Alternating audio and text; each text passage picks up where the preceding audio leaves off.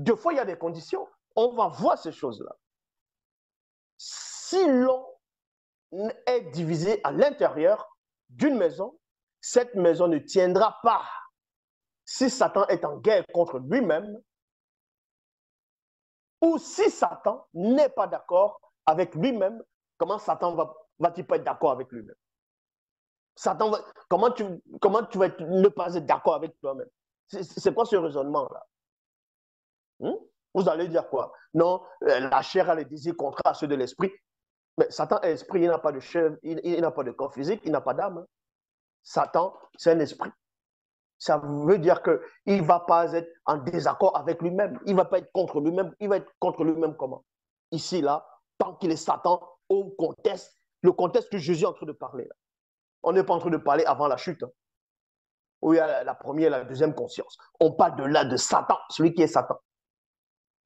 Donc, si Satan est en guerre contre lui-même, ou si Satan n'est pas d'accord avec lui-même, son royaume ne peut pas durer. Point. Pour lui, c'est la fin. Mais de plus, s'il n'y a pas d'homme, écoutez attentivement, selon la Bible, vous allez comprendre quelque chose. Dans notre version, on dit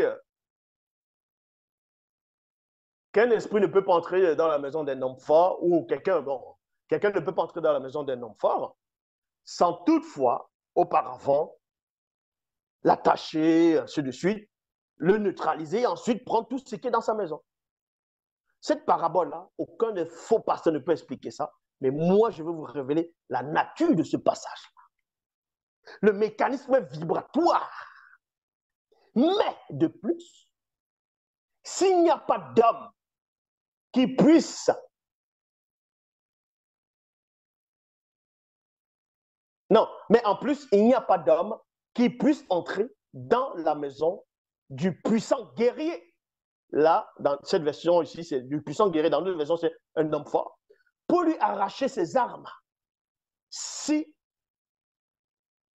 n'a tout d'abord enchaîné le guerrier, et c'est après seulement qu'il pourra piller sa maison. Mais là, on va expliquer ce verset. Qu'est-ce que ça veut dire exactement selon les bibliothèques classées dans le contexte? Donc, Jésus va dire ouvertement dans ses propos, si, mais de plus, il n'y a pas d'homme. L'homme ici va représenter qui? Lui, Jésus. Qui puisse entrer dans la maison. La maison, c'est quoi? C'est le possédé. La maison, c'est le possédé. Écoutez attentivement. La maison, c'est le possédé. Puisque la maison, c'est un corps. Et lui, l'homme fort, qui va représenter c'est-à-dire l'homme, lui qui va venir attacher le propriétaire de la maison, c'est-à-dire le démon qui est à l'intérieur, il doit d'abord l'attacher et prendre toute sa maison, c'est-à-dire délivrer la personne. Ça, c'est ce que ça veut dire. Écoutez attentivement. Mais de plus, il n'y a pas d'homme, entre parenthèses, c'est Jésus, qui ne puisse entrer dans la maison, c'est-à-dire le posséder, du guerrier. Le guerrier ici, c'est le démon, pour lui arracher ses armes. S'il n'a pas tout d'abord enchaîné le guerrier, et c'est après seulement qu'il pourra piller sa maison. Ça, c'est logique. Mais sauf que l'enchaîner là, ça, c'est ce que vous voyez physiquement. C'est ce que vous entendez. Mais derrière, il y a une coalition. De même que dans le livre des rois, Dieu parle avec Satan. Dans notre version, on dit le mauvais esprit. Dans notre version, on dit le malin. Le malin dans la Bible, c'est qui? C'est Satan. Dieu parle avec Satan. Où il dit, en gros, Dieu dit, Yahvé Adonai Jéhovah, Elohim de la Bible, la classique dit, qui cherche, en gros, qui va faire monter le roi Akab pour qu'il monte en Garad et à Raymond et qu'il périsse. Les anges disent ceci, d'autres disent cela. Mais on vous dit ici, l'esprit qui inspire les prophètes. Dans d'autres versions, l'esprit des prophètes. Ou encore, l'esprit malin. Ou un ange vient devant l'Éternel, vient devant Yahvé Adonai Jéhovah Elohim et lui dit, moi, je le séduirai. Et Dieu dit, Le Seigneur demanda, comment? Mais le fait de dire comment, ça dit que tu ne sais pas. Eh oui, vous pouvez sortir toutes sortes de logiques. Quand tu dis comment tu vas faire, ça dit que tu ne sais pas et tu n'arrives même pas à lire dans les pensées de celui qui dit qu'il a la solution. Et cet esprit-là, l'esprit qui inspire les prophètes dans cette version, dit, je sortirai et je serai un esprit de mensonge dans la bouche de ces prophètes. Et Dieu répond, il dit, tu le séduiras, tu sortiras, tu vas le faire. De toute façon, tu en es capable. Vas-y. En gros, c'est une bonne idée. Vous pouvez lire. Hein? Dieu lui dit, parce que, attends, il veut faire périr un roi. Mais tourne juste la conscience de son cœur et puis il monte, il va se faire périr. Non? Pourquoi vouloir utiliser, demander, c'est-à-dire approuver le mensonge? Ce n'est pas dans le livre de Proverbes où on dit que Dieu a horreur du mensonge. Et maintenant, là, avant, il approuve le mensonge. Il dit, de toute façon, c'est une bonne idée. Dans d'autres versions, c'est un excellent moyen. Un excellent moyen pour le duper. L'excellent moyen, c'est quoi? C'est utiliser le mensonge, la manipulation. Et le mauvais esprit descend et le prophète Michée dit, il révèle que voilà, Dieu a mis un esprit de mensonge dans votre bouche.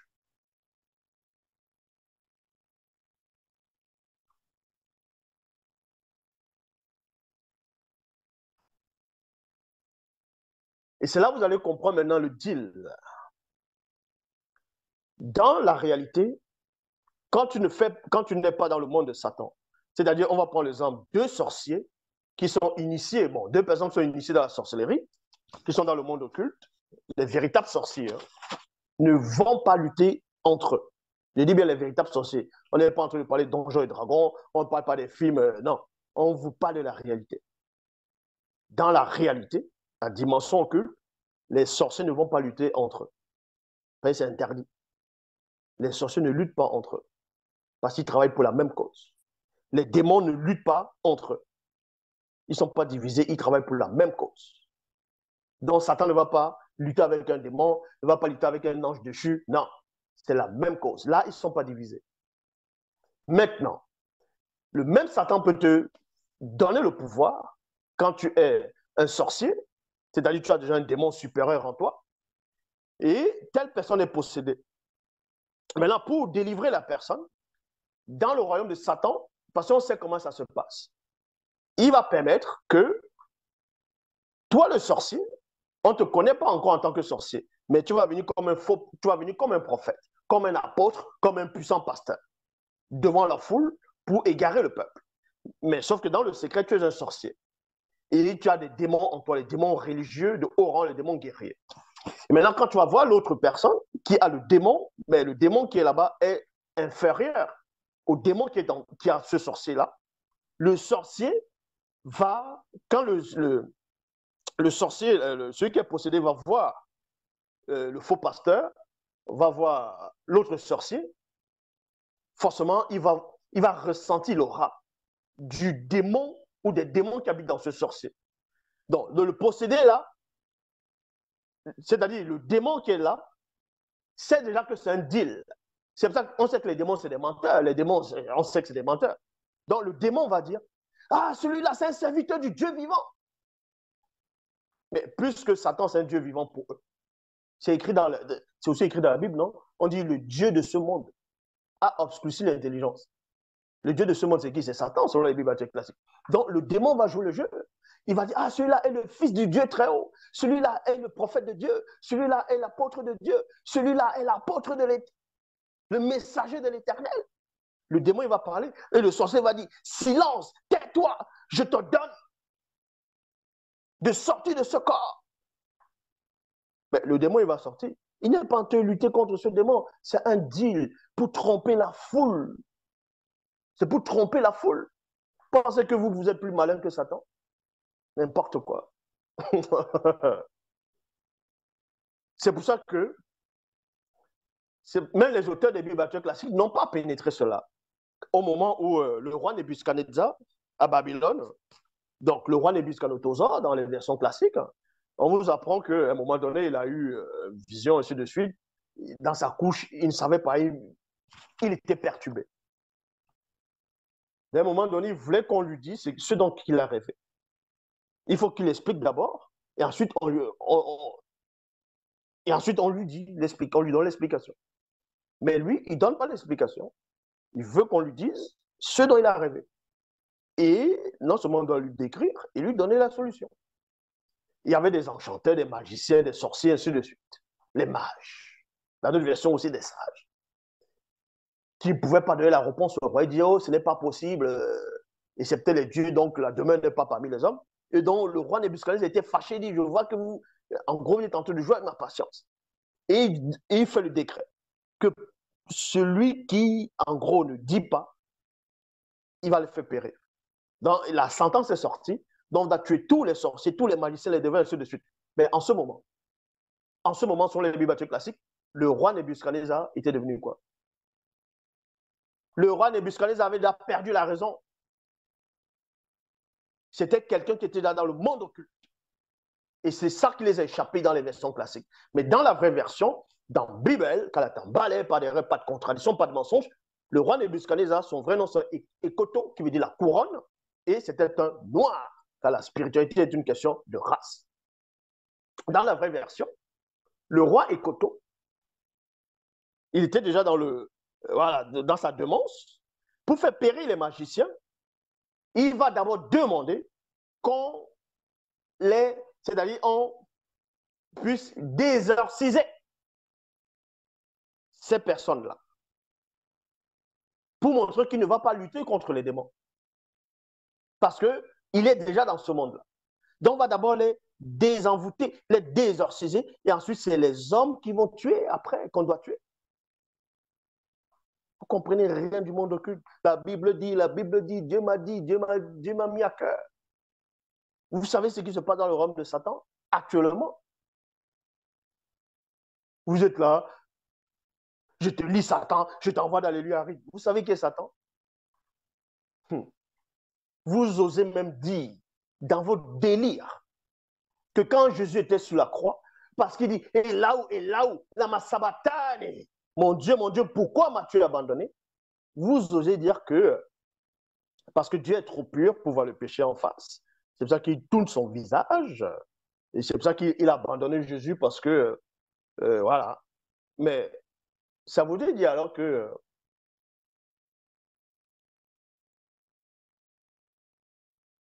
le péché des hommes que Jésus, entre guillemets, aurait porté est plus sale que Satan, vu que Satan voit Dieu en face.